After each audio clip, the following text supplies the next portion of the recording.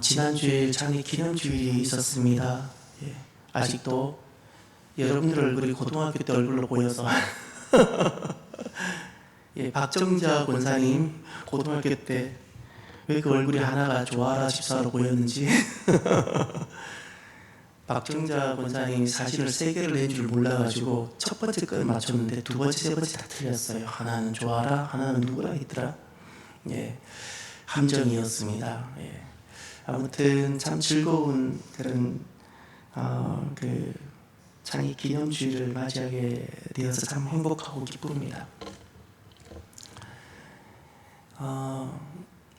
여러분들은 어떤 마음으로 삶을 사시나요?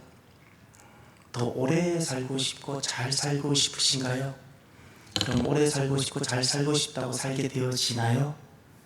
무엇이 나로 하여금 이 땅에 그것이 내 남아있는 시간이 얼마든지 간에 정말 의미 있고 잘 살자는 것일까요? 꼭 종말을 적용시키십시오. 종말을 적용하세요. 하나님 나라를 적용하세요. 종말이 적용되지 않으니까 그리스도인들이 비겁해지고 그리스도인들이 타협하게 되어지고 미혹에 빠지고 속게 되어지는 겁니다. 종말을 적용하면 담대해집니다. 오늘 주님을 만난다고 여겨보십시오. 오늘 주님이 나를 찾아오신다고 여겨보십시오. 내가 미혹을 그동안 당했어요? 내가 오늘 주님을 만난다면, 내가 오늘 이 땅을 떠난다면 더 이상 나는 미혹을 당하지 않습니다. 왜 미혹을 당하나요? 이 땅에서 적절하게 나도 나를 살고 싶으니까. 남들 먹는 거 먹고 싶고 남들 사는 만큼 나도 살고 싶어서 적절하게 타협해 가는 거예요. 그러면서 자기도 점점 물들어가고 속아 넘어가게 되어지는 겁니다. 지금 우리나라는 너무나도 많이 혼란 가운데 있습니다. 그것은 그리스도인들이 적절하게 이 땅에서 나를 그냥 살아보려고 타협하고 종말을 적용하지 않았기 때문입니다. 오늘 주님 오신다고 딱 가정해 보십시오. 내 시간을 마지막으로 얘기해 보십시오. 나의 시간이 마지막입니다. 그러면 내가 더 이상 진리와 거짓의 혼돈에 있을까요? 내가 더 이상 거짓을 선택할까요? 거짓에 힘을 실어줄까요? 그렇지 않습니다.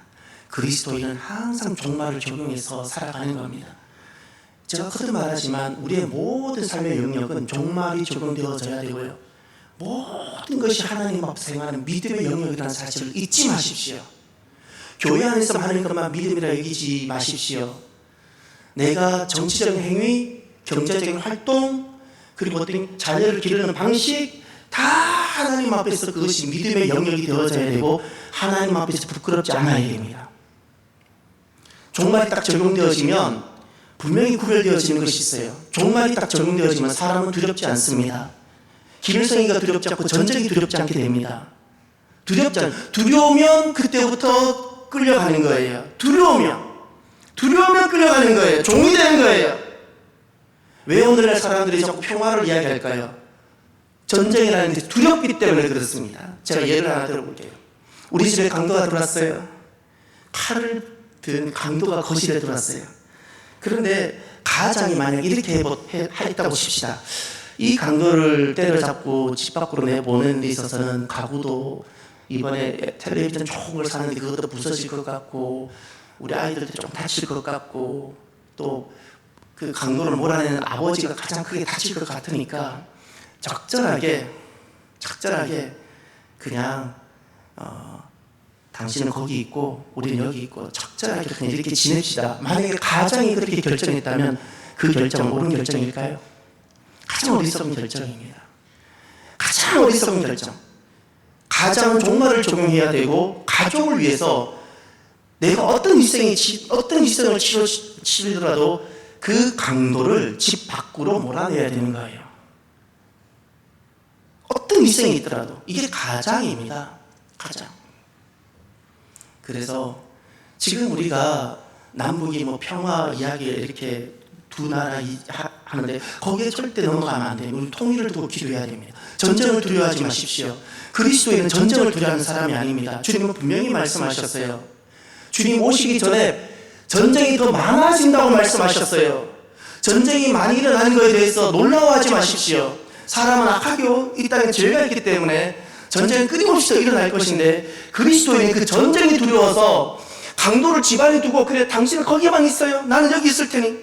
우리 집안에 아들과 딸들이 다 있고 아내가 다 있는데 그렇게 강도를 집안에 들인다고요? 잘못된 거예요.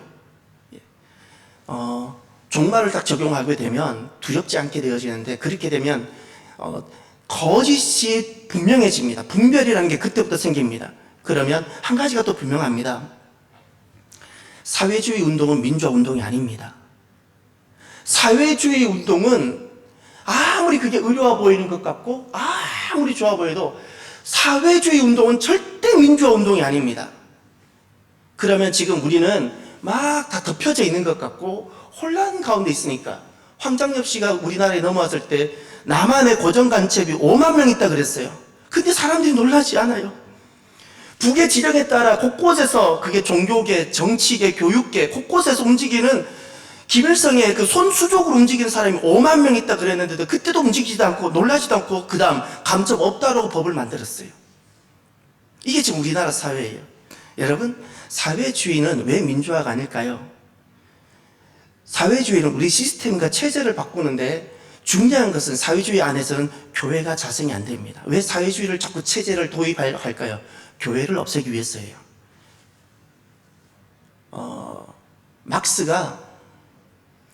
칼 막스가 사회주의 운동을 시작했다가 실패를 합니다. 그가 죽으면서 내가 왜 실패했는가를 돌아보니까 딱 두 가지 때문이에요.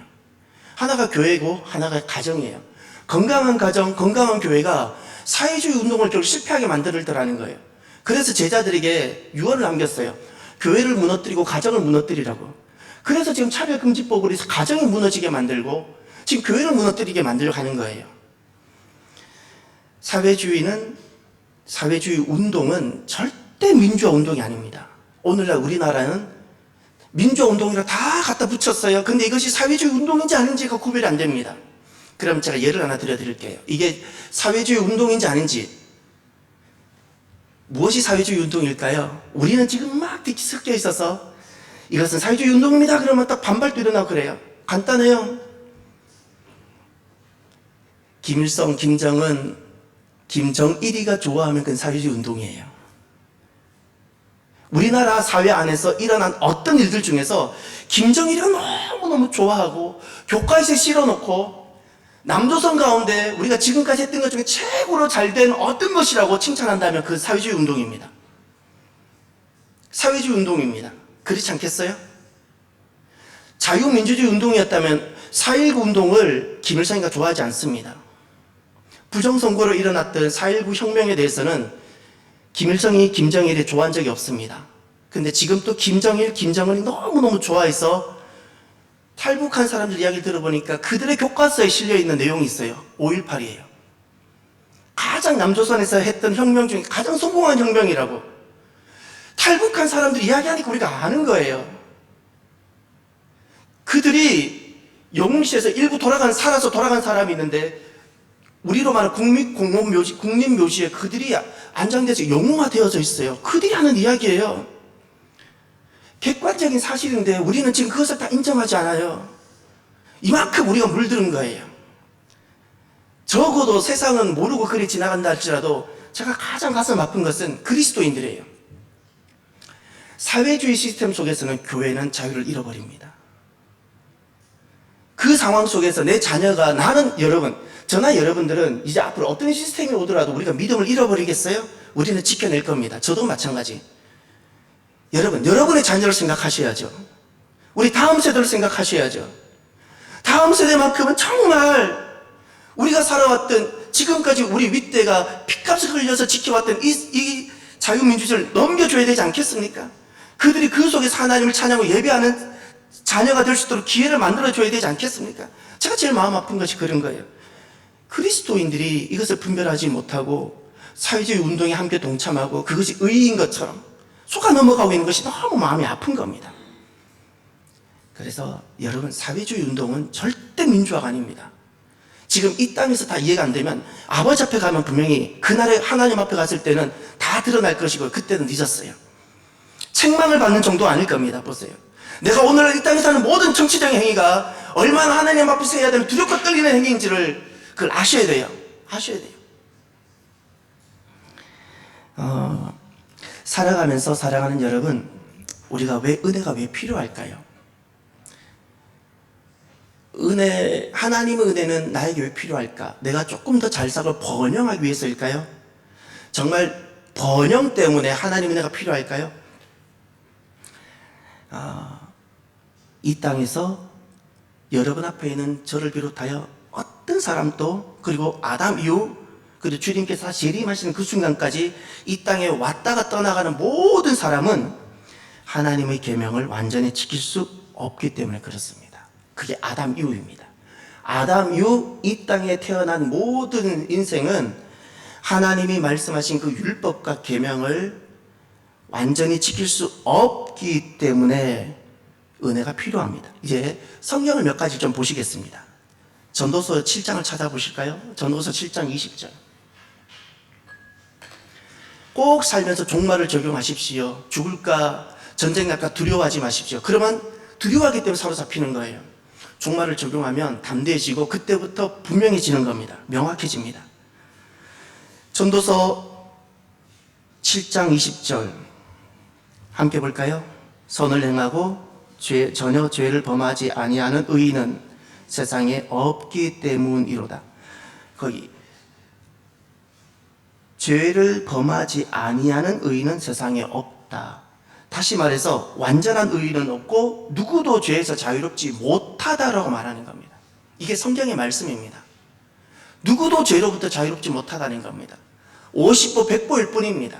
50보 100보일 뿐이기 때문에 모두가 죄인이라는 사실을 성경은 끊임없이 거듭거듭 강조합니다. 두 번째 말씀 한번 찾아볼까요? 시편 143편 2절을 찾아주십시오. 시편 143편 2절.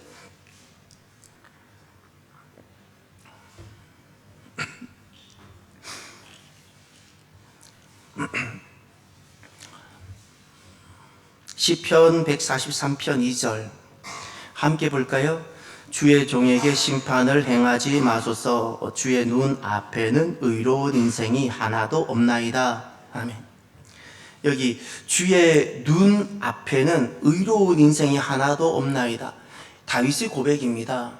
하나님의 기준을 말합니다. 하나님의 기준 앞에서는 인정받을 만한 사람이 본인 다윗을 비롯하여 아무도 없다는 겁니다. 하나님의 기준이 잘못되어 있는 것이 아니라 우리가 그 기준에 이르지 못한다는 뜻입니다. 또 세 번째 말씀을 찾아봅시다. 로마서 3장입니다. 로마서 3장 9절과 10절을 한번 찾아볼까요? 로마서 3장 9절과 10절 말씀입니다.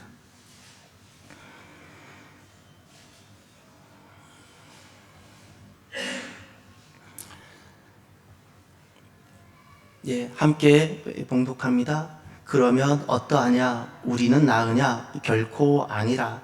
유대인이나 헬라인이나 다 죄 아래에 있다고 우리가 이미 선언하였느니라. 기록된 바 의인은 없나니 하나도 없으며. 거기 9절에 다 죄 아래에 있다. 다 죄 아래에 있다. 아래라는 것은 사로잡혀 있다는 노예됨을 말합니다. 유대인, 이것은 종교적인 신앙의 자리에 있는 사람을 말하는 것이고, 헬라인, 비신앙의 자리에 있는 사람을 말합니다. 그런데 둘 다를 말합니다. 신앙의 자리에 있는 사람이든 교회 밖에 있는 사람이든 둘 다 죄 아래에, 죄에 노예되어져 있다는 겁니다. 죄가 시키는 대로 살고 있다는 겁니다. 그래서 10절에 보면 의인은 없습니다. 다 죄의 권세 아래에 놓여져 있어서 죄의 노예된 상태, 죄의 노예로 살아가고 있더라. 이것이 성경의 말씀입니다. 더구나 우리가 꼭 보셔야 될 말씀, 특히 오늘 저와 여러분처럼 그래도 믿음 있는 사람들이 꼭 보셔야 될 말씀이 있는데, 로마서 7장을 찾아주십시오. 로마서 7장 18절 19절. 로마서 7장 18절 19절.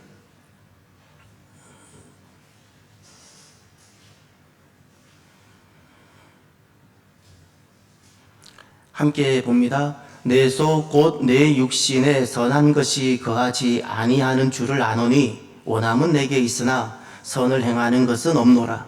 내가 원하는 바 선을 행하지 아니하고 도리어 원하지 아니하는 바 악을 행하는도다. 아멘. 사도 바울의 고백입니다. 거기 보면 내 속에 내 육신에 선한 것이 거하지 아니한다. 그리고 도리어 나는 악을 행하고 있더라. 이것이 교회 밖에 있는 어떤 사람이거나 초신자의 고백이 아닙니다. 노사도 이제 잠시 후면 종말이 다가오고 주님 앞에 돌아갈 노사도, 그리고 정말 평생을 주님 앞에 다메섹 그 이후로부터 모든 삶을 하나님 앞에 송두리째 드린 그분의 고백입니다. 사도 바울의 고백입니다. 믿음의 사람의 고백인 겁니다. 그 고백의 내용이 여전히 구원받은 사람, 믿음의 사람들도 연약합니다. 아직도 여전히 완전함에 이르지 못했다는 뜻입니다. 그래서 우리가 구원은 이미, 그리고 아직입니다. 구원은 이미 이루어졌습니다. 단번에 이루어졌는데 내가 이루어가야 할 구원이 있는 겁니다. 이미와 아직입니다. 우리는 한국교회가 구원을 CCC나 여러 가지 그것으로 구원을 예수님을 믿는 순간 다 그것을 끝나고 더 이상 많이 관리를 안 해도 되는 것처럼 이야기합니다. 그런데 저는 CCC 출신입니다. 성경을 봐도 우리의 구원이 단번에 이루어지는데, 근데 구원이 계속해서 가야 된다는 것을 제가 확인했어요. 이게 무엇일까요? 처음에 되게 혼란스러웠어요. 정리가 안 되니까. 단번에 구원이 예수님을 영접하는 순간 끝나야지 왜 또 무엇이 더 해결되어야 되는 것이 있을까? 이제 제가 알게 된 것이 있어요. 그것이 시간과 영원의 문제예요. 시간과 영원. 영원에서는 내가 예수님을 영접하는 순간 나는 신분이 바뀌고 내 이름 석자 이재백이라는 이름 석자가 하나님 생명력 이름이 기록되어지고, 영원에서는 내 시작과 끝이 한 번에 다 보입니다. 내가 60평생을 살든 100년 평생을 살든 관계없이 한 번에 다 보이면서 동시에 구원이 이루어지는 거예요. 근데 시간 속에 살아가는 나는 동시에 이루어진 이 구원이 과정이 필요해요. 과정이 필요하고, 육을 가지고 있기 때문에 하루아침 안 돼요. 과정이 필요하고 시간이 들어가고, 그래서 아직이라는 거예요. 구원이 이루어지지 않았다는 것이 아니에요. 내가 달려가야 될 구원이 있는 거예요. 사도 바울의 고백이에요. 이렇게 믿음으로 살아가는데도 완전하지 않고 연약하다는 겁니다. 이것이 우리의 진실이며 이것을 부정해서는 안 되는 겁니다. 직면해야 됩니다. 저와 여러분들이 그리스도인이라고 주일날 내가 많은 사역을 한다고, 내가 어떤 직분이 있다고 절대 그것으로 내 실존을 외면해서는 안 됩니다. 외면하면 희망이 없는 겁니다. 오늘날 그리스도인들이 대한민국의 실체를 직면하지 않으니까 불행이 많이 일어나지 않습니까? 절대 외면하면 안 됩니다. 마지막 한 가지만 더 봅시다. 요한 1서 1장 8절을 보십시오. 요한 1서 1장 8절. 계시록 가까이 가면 유다서 앞에 요한 1, 2, 3서가 나옵니다. 계시록 앞, 유다서 앞, 요한 1, 2, 3서가 나오는데 요한 1서 1장 8절입니다.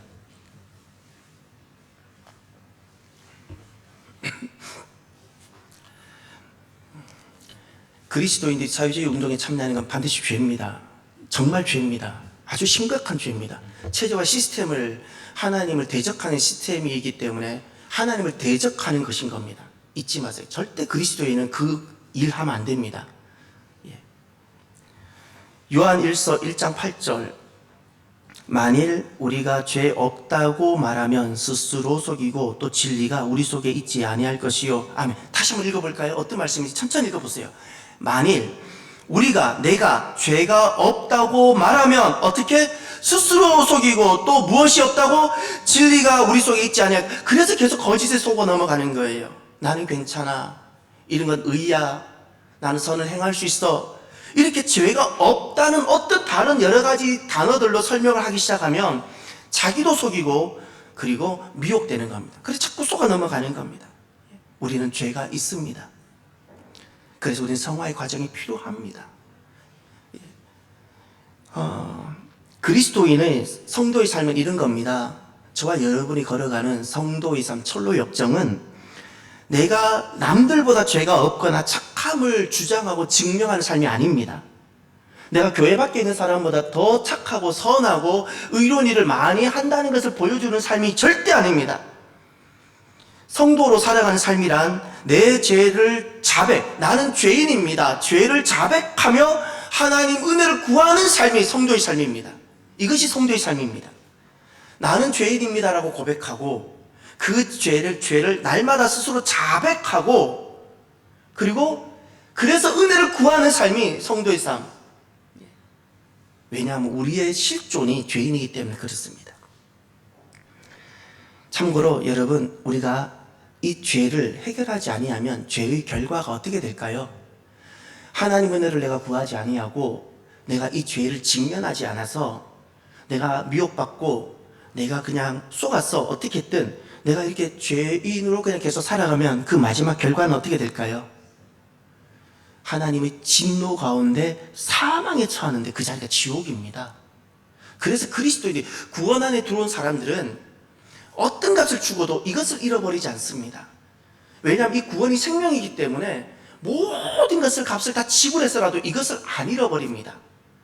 그 밭에 감춘 보화 이야기 기억나시지요? 예수님 하신 말씀입니다. 밭 갈다가 덩그럭 보화가 발견된 거예요. 가서 재산 다 가지고 와서 이건 내가 사는 거예요.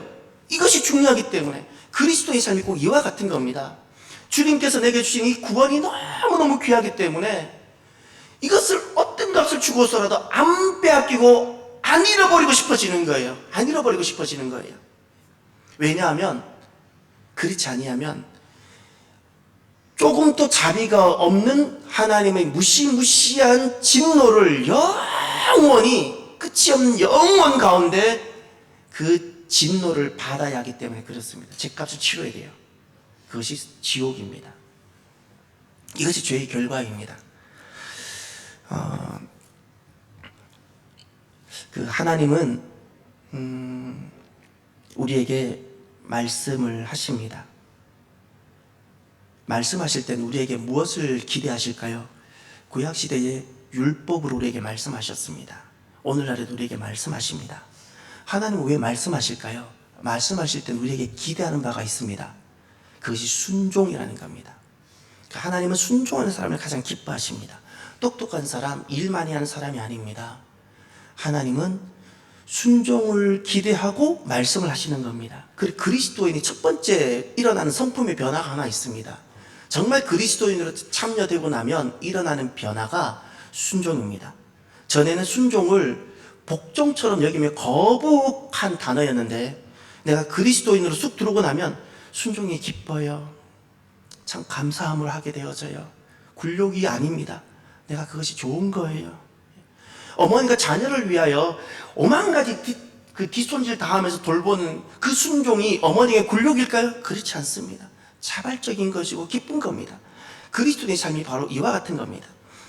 그런데 하나님은 우리에게 순종을 요구하시지만 놀라운 것은 사람은 완전한 순종이 불가능합니다. 그래서 사람은 하나님 앞에서 가장 어리석거나 미련한 사람이 하나님께 자신의 행위로 자기를 입증시키려는 사람이 가장 위험하고 어리석은 사람입니다. 행위로는 절대 하나님 앞에 하나님의 기준에 이르지 못하고 자신이 있으면 행위로 하나님 앞에 나갈 수도 있겠지만 저는 이미 압니다. 결코 하나님 기준에 이룰 수 없다는 사실을. 그래서 사람은 자신의 행위가 필요한 것이 아니라 의로운 행위가 필요한 것이 아니라 그리스도의 은혜가 절대적으로 필요한 존재입니다. 주님의 그 순종의 요구에 하나님의 순종의 요구에 정말 우리가 필요한 것이 그 순종을 완전히 이루기 위해서는 그리스도의 은혜가 절대적으로 필요한 존재가 인간이란 존재입니다. 이것이 인간입니다. 그래서 성경을 하나 보길 바랍니다. 갈라디아서 3장을 보십시오. 갈라디아서 3장 24절.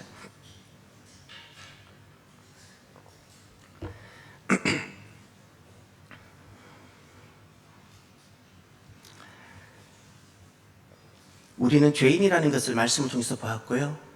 그리고 우리는 순종을 완전히 이룰 수 없다는 것을 이제 이 말씀을 통해서 보게 될 것이며 율법은 도대체 어떤 역할을 하는지 보게 될 겁니다. 갈라디아서 3장 24절 함께 볼까요?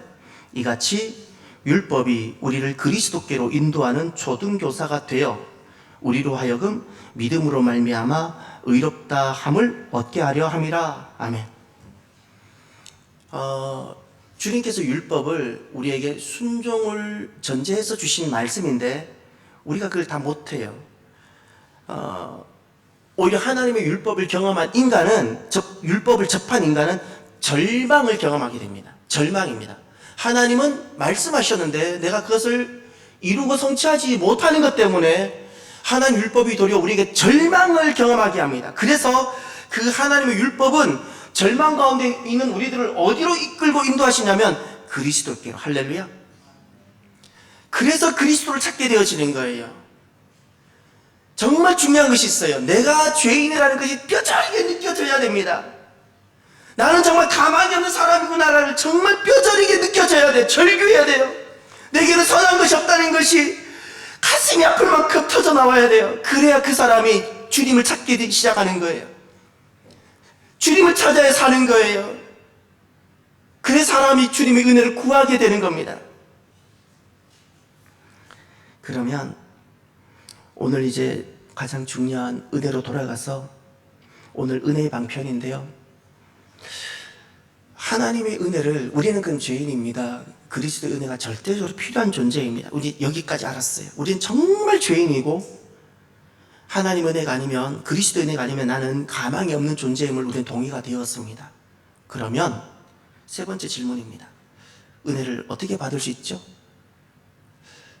우리가, 나는 죄인이고 내 의로는 하나님 기준에 이르지 못하고 그래서 그리스도의 은혜가 절대적으로 필요하다면 이 은혜를 받아야 되잖아요.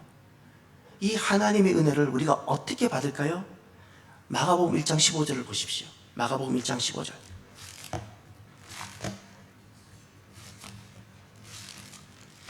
마가복음 1장 15절.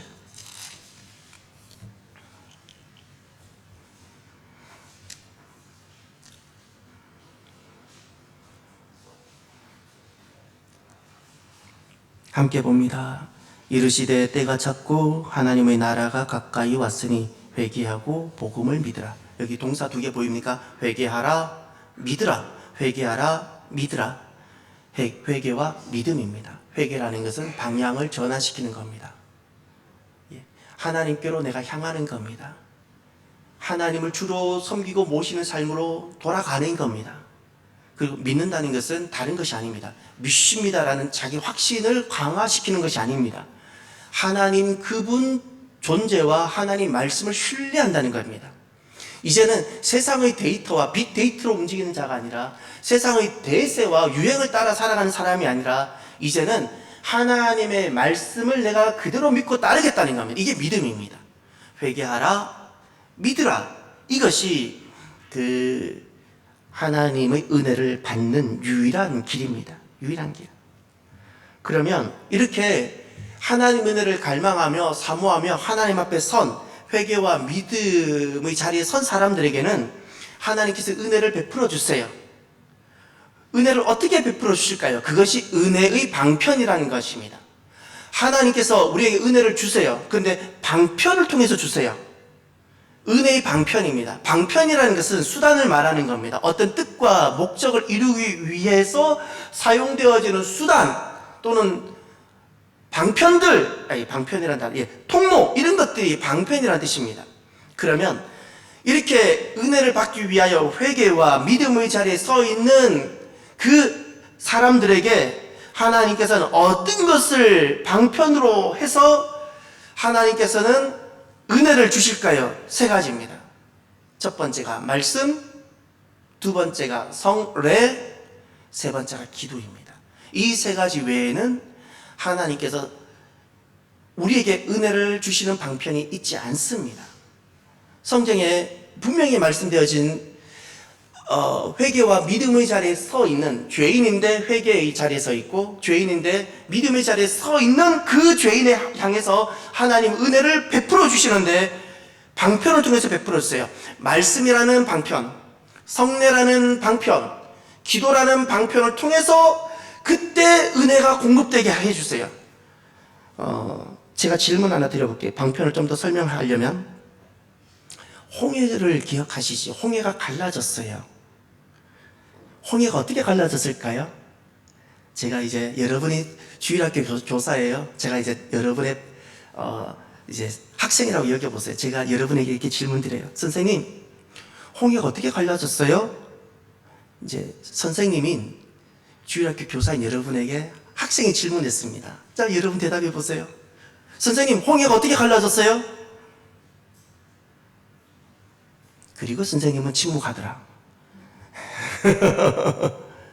성경을 자세히 보면 하나하나 순서가 있어요. 큰 동풍도 불고요. 예, 밤새도록 큰 동풍이 불어요. 참고로 홍해가 얼만큼 갈라졌을까요? 여기서 이만큼? 요 폭에서 이 정도? 여러분이 홍해 갈라졌다 했을 때 갖고 있는 의식, 인식이 어느 정도일까요? 잘 보세요. 장정만 60만이고요. 가축도 있어요. 남자와 건강한 20대 정도 이상의 군인으로 나갈 수 있는 사람만 60만 명이면 가족을 포함하면 200만 명이 넘는다 그래요. 최소. 이건 다 동의를 해요. 최소 200만 명이 넘는 그 엄청난 사람들과 가축이 있어요. 그것이 밤 사이에 다 지나가야 돼요. 근데 이 거리가 20km예요. 20km 바다를 밤 사이에 건너가려면 이 정도면 건너갈 수 있을까요? 불가능한 겁니다. 절대 못 건너갑니다. 뒤에는 애국 군대가 쫓아오는데. 아무튼 자세한 것을 더 알고 싶으면 금요일 따라 말씀을 오시면 다 알 수 있습니다. 홍해, 모세가 하나님께서 홍해를 가르치는데 모세의 아이디어가 아닙니다. 하나님께서 홍해를 가르치는데 몇 가지 쓴 것이 있어요. 방편으로. 큰 동풍을 이용하셨어요. 그냥 하셔도 돼요. 그냥 홍해야 갈라져라, 빛이 있으라 하시는 것처럼 홍해야 갈라져라 해도 돼요. 그런데 하나님은 사람들 눈에 보이는 것을 사용하셨어요. 큰 동풍도 사용하셨는데 결정적으로 하나님은 모세에게 먼저 말씀하신 것이 있어요. 너의 지팡이를 들어, 지팡이를 사용하라고 말씀하셨고, 그리고 홍해가 갈라지기 전에 모세가 이 지팡이를, 모세가 홍해야 갈라져라 외쳤을까요? 지팡이를 들었다 그랬어요. 잘 보세요. 지금까지 바다가 갈라지는 예가 없습니다. 여러분이 만약에 서해 바닷가에 가서 이교인 장로님을 가정합시다. 사랑하는 아들 교영아, 이제 하나님 말씀하셨어요. 너는 지팡이를 가지고 가서 인천 앞바다에 가서 영종도를 향하여 지팡이를 들어라. 내가 영종대교가 아니라 인천대교가 아니라 내가 인천바다 월미도에서 영종도까지 길을 내겠다. 만약 그러면 지팡이를 들으라 그랬어요. 그러면 내가 길을 내겠다. 월미도에 막 수많은 사람들이 막 놀러 왔어요. 그럼 이제 이교영 장로님께서는 어떻게 하고 싶으세요? 그게 어떨 것 같아요? 그게 나는 그게 쉬울 것 같아요? 예, 자연스러운 것일까요? 그냥 조용히 기도하는 것이면 모르는데 내가 수많은 월미도에 막 놀러 온 수많은 사람들 보는 앞에서 막 지팡이를 딱 들고 쉬운 게 아니에요. 하나님은 모세에게 지팡이를 요구하셨어요. 모세의 믿음입니다. 은혜에 참여하는 믿음이고요. 또 보세요.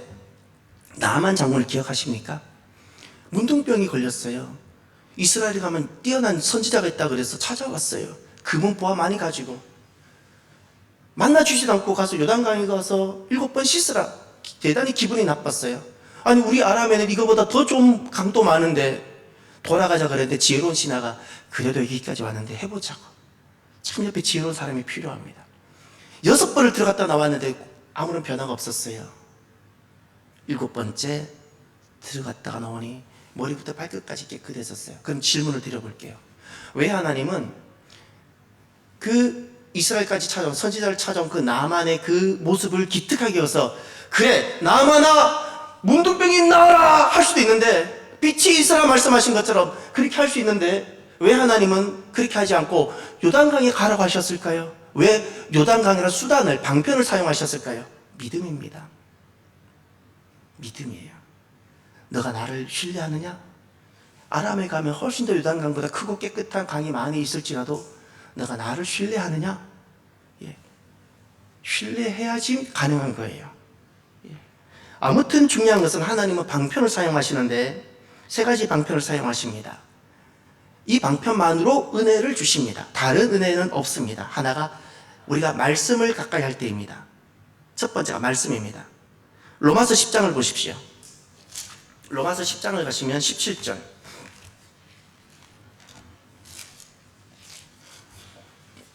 로마서 10장 17절 함께 봅니다. 그러므로 믿음은 들음에서 나며 들음은 그리스도의 말씀으로 말미암았느니라. 아멘. 말씀을 들을 때 믿음이 난다는 겁니다. 딱 쉽게 말하면 이런 겁니다. 하나님의 말씀, 그리스도의 말씀을 들을 때 믿음이 생겨나는 거예요. 이 믿음이 생겨난다는 것은 다시 은혜가 그때 주어진다는 거예요. 언제? 말씀을 들을 때입니다. 말씀을 들을 때 하나님은 그때 은혜를 공급해 주세요. 그래서 그리스도인들은 말씀의 사람이 되어져야 돼요. 은혜의 방편의 첫 번째 1번지가 말씀입니다. 말씀을 내가 평가하는 자리가 아닙니다. 말씀을 들어야 돼요. 모든 순간 성경을 읽는 것이 아닙니다. 성경을 통독해도 이렇게 되어져야 돼요. 성경을 통독할 때 내가 읽어가는 통독은 아직도 먼 거예요. 성경을 정말 읽어가면 내가 읽지만 이 성경이 나에게 들려주는 음성으로 들려져야 돼요. 내가 읽어가는 것이 아니에요. 들려져야 돼요. 나 자신에게 들려져야 돼요. 성경을 이렇게 말씀을 듣고 나 자신에게 말씀을 들려주는 그 순간입니다. 그때 하나님은 그걸 보시고 은혜를 베풀어 주세요. 항상 말씀 가까이 오십시오. 내가 은혜가 정말 필요한 인생이라는 것이 느껴지면 말씀을 떠나지 마십시오. 항상 말씀의 사람이 되십시오. 두 번째, 성례입니다. 성례는 말씀은 들리는 하나님 말씀이라면 성례는 보이는 하나님 말씀이에요. 성례는 딱 두 가지만 성례입니다. 세례와 성찬만이 성례입니다. 세례 그리고 성찬 딱 이 두 가지만 주님께서 정하신 거룩한 예식입니다. 근데 이 세례와 성찬 다 보이는 말씀들입니다. 이것을 통하여 세례는 구원의 은혜의 방편이 되는 거고요. 성찬은 그것을 통하여 주님과 연합되어지고 모든 은혜들이 회복되어지는, 또 주님 오시는 것을 준비하게 되어지는 그런 은혜들을 베풀어 주시는 거예요. 지속시켜 주세요. 그래서 성찬은 너무나도 복된 것입니다. 성찬. 그때 은혜가 공급되어지는 겁니다. 여러분들은 성찬식에 어떤 마음으로 참여하십니까? 제가 마음이 아플 때가 있습니다. 이게 음식이기 때문에 내 자녀 한번 이 음식 먹이려고 자녀 준비도 되지 않은 사람이 그냥 음식으로 다가올 때면 너무너무 마음이 아픕니다. 성경에 보면 성찬에 참여할 준비가 되지 않은 채 오면 그것이 도리어 음식이 아니라 죄를 먹는 거라 그랬어요. 내 자녀에게 이것이 그냥 음식이라고 생각하고 막 자녀에게 먹이려고 데려놓은 사람은 미안하지만 자기 자녀에게 죄를 먹이게 되는 거예요. 이게 주님의 말씀입니다. 고린도전서의 말씀입니다. 그래, 성찬은 반드시 준비가 되고 나와야 돼요. 왜냐하면 보이는 말씀이고 이 믿음으로 참여할 때 그때 하나님께서 은혜를 공급해 주세요. 세 번째 방편이 있습니다. 기도입니다. 기도는 하나님과 사귐, 교제입니다. 하나님과의 교제입니다. 하나님과의 사귐입니다. 내가 기도할 때 하나님 앞에 부르짖고 내가 하나님을 찾고 하나님 앞으로 나아갈 때 바로 그 순간입니다. 하나님은 그것을 보시고 하나님이 예비해 두신 그 은혜, 우린 죄인일 수밖에 없고 죄인 됨으로 살 수밖에 없는 우리들에게 살 수 있는 은혜를 베풀어 주시는 거예요. 그래서 여러분 꼭 기도하실 때 여러분 자신을 먼저 기도하지 마시고요. 가정을 먼저 기도하지 마시고요. 저 어렸을 때 배운 것이 있어요. 저를 가르쳐 주시고 저를 길러주셨던 제 어렸을 때 분들을 생각해 보면 이젠 다 이해가 되어져요. 왜 그때 그분들은 그렇게 기도하셨나? 나라를 먼저 기도하세요. 이 나라 사람들이 똑똑해서 사는 것이 아니라 그리스도인들이 기도로 사는 거예요. 이 나라를 향한 은혜는 언제 공급되는가? 그리스도인이 기도할 때입니다. 이 나라 향한 은혜가 언제 끊어지는가? 우리가 기도하지 않을 때. 대한민국이라는 이 나라 은혜는 하나님이 주시는데 언제 은혜가 공급되어지는가? 이 나라를 위하여 밤으로 낮으로 기도하는 사람이 있을 때 그 교회를 보시고 하나님은 더디고 더딘 이 나라에 은혜를 베풀어 주시는데 언제 은혜가 끊어지는가? 교회가 기도하지 않을 때. 자기를 위해서 기도하고 자녀를 위해서 기도하지만, 부를 위해서 기도하고 건강을 위해서 기도하지만 나를 위해서 기도하지 않을 때 은혜가 끊어져요. 말씀과 성례와 기도가 하나님께서 은혜를 주실 때 사용하는 방편입니다. 그래서 꼭 저와 여러분들이 하나님 은혜가 절대적으로 필요한 죄인임을 기억하고 말씀의 사람이 되기를 결단하시길 바랍니다. 성례를 기쁨과 믿음으로 꼭 참여하리라고 내가 결단하십시오. 그리고 기도의 자리를 잃어버리지 않도록 하십시오. 밥을 못 먹더라도 기도는 하십시오. 밥은 꼭 드시잖아요. 밥은 못 먹더라도 우리가 이제 도전해야 되는 삶이 있어요. 말씀과 기도의 삶에 여러분이 참여하시길 바랍니다. 그것이 나를 살게 합니다. 기도합시다. 오늘 나에게 주신 말씀을 기억하시고요. 하나님, 저는 죄인입니다. 은혜가 아니면 소망이 없습니다. 하나님, 말씀의 사람, 기도의 사람이 되게 주옵소서. 우리 함께 간절히 기도하길 바랍니다. 기도합시다. 하나님 감사합니다. 하나님 감사합니다. 하나님 감사합니다. 하나님 감사합니다. 말씀의 사람이, 은혜의 사람이, 은혜로 사는 사람이, 기도의 사람이 주여 되게 하여 주옵소서. 말씀과 기도로 주님의 은혜를 받지 아니하고는 소망이 없고 가능성이 없는 존재임을 고백합니다. 주님 긍휼히 여겨 주옵소서. 한 가지 더 기도하십시다. 여러분은 하나님께서 저와 함께 신앙생활하고 저와 만남을 주셨잖아요. 하나님 제게 주신 은혜가 있어요. 제게 주신 은혜가 있다고요. 종말을 적용하십시오. 정말 종말을 적용하십시오. 두려움이라는 부분이 있습니까? 종말을 적용하셔서 진짜 종말이 적용되어지면 두렵지 않게 되어집니다. 무엇을 두려워하십니까? 질병을 두려워하십니까? 암이 두렵습니까? 사고가 두렵습니까? 낮아지는 것이 두렵습니까? 종말을 적용하십시오. 두렵기 때문에 속아 넘어가고 미혹을 당하는 겁니다. 종말이 적용되어지면 아무것도 두렵지 않게 되어지는 겁니다. 종말을 적용하십시오. 이 시간 그것을 두고 잠깐 기도하길 바랍니다. 기도합시다.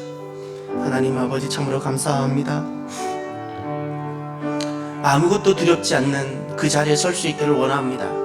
우리가 두려우면 하나님 사로잡히게 되어지면 노예가 됩니다. 그 두려움의 노예가 되어지는데 하나님, 정말 하나님이 예배해 두신 그 하나님 나라와 천국, 그 종말을 적용함으로 하나님 어디에도 매이지 않고 어디에도 노예가 되지 아니하는, 어디에도 사로잡히지 않는 하나님 나라 자유인으로 이 땅을 살아가는 하나님 종말을 적용하는 사람들이 주여 되게 하여 주옵소서. 하나님 종말을 적용해서 더 이상 이 땅에 미혹되지 아니하고 이 땅에 안에 끌려다니지 않고 땅이 하나님 어둠의 노예가 되지 아니하는 하나님 우리들의 삶이 주여 되게 하여 주옵소서. 하나님 감사합니다. 우리는 나그네로 살아갑니다. 순례자로 살아갑니다. 우리에게 주어진 시간이 얼마일지 알지 못하지만 잠깐 줄 수 있는 이 기간들 하나님 종말을 적용하며 하나님 은혜를 구하며 하나님 은혜로 살아가는 우리의 여정들이 주여 되게 하여 주옵소서. 혼란과 미혹 가운데 있는 이 땅과 이 나라를 주님 긍휼히 여겨주셔서 이번 이 기회를 통하여 그리스도인들이 깨어나게 하여 주시며 하나님 바르게 서게 하여 주옵소서. 참으로 감사하며 예수님 이름으로 기도드립니다. 아멘.